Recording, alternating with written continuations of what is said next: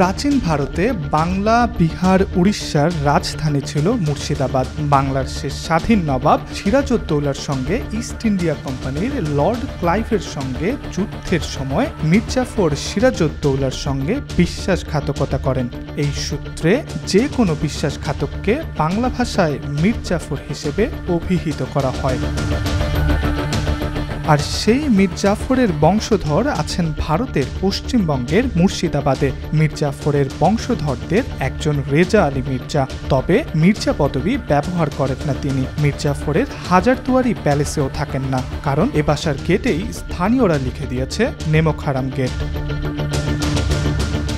মানুষ আসা যাওয়ার পথে থুথু ফেলে, ফলে রেজা আলী অনেকের কাছে পরিচিত জাফর আলী রেজা। তিনি মুর্শিদাবাদের লালবাগ এলাকায় একটি দোতলা বাসায় বসবাস করছেন মীর জাফরের পরিচয় গোপন করে। তিনি শিক্ষকতা করতেন, এমনকি লোকমুখে শোনা যায় তিনি মানুষ হিসেবে খুবই ভালো। তবুও পূর্বপুরুষের কৃতকর্মের দায়ে তাকে পরিচয় গোপন করে চলতে হয়।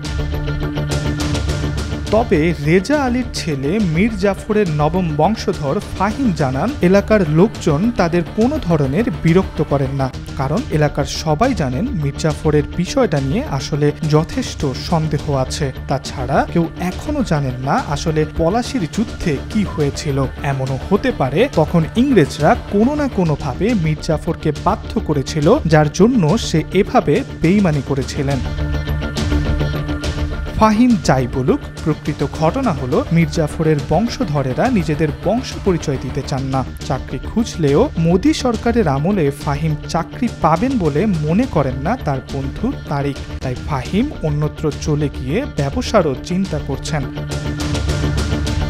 বেশ কিছুদিন আগে মীর জাফরের অষ্টম বংশধর মানে ফাহিমের বাবা অবসরপ্রাপ্ত শিক্ষক রেজা আলী তার বাড়িতে থাকা বিভিন্ন দলিল, প্রমাণাদি ইত্যাদি একত্রিত করে একটি বই লিখেছেন।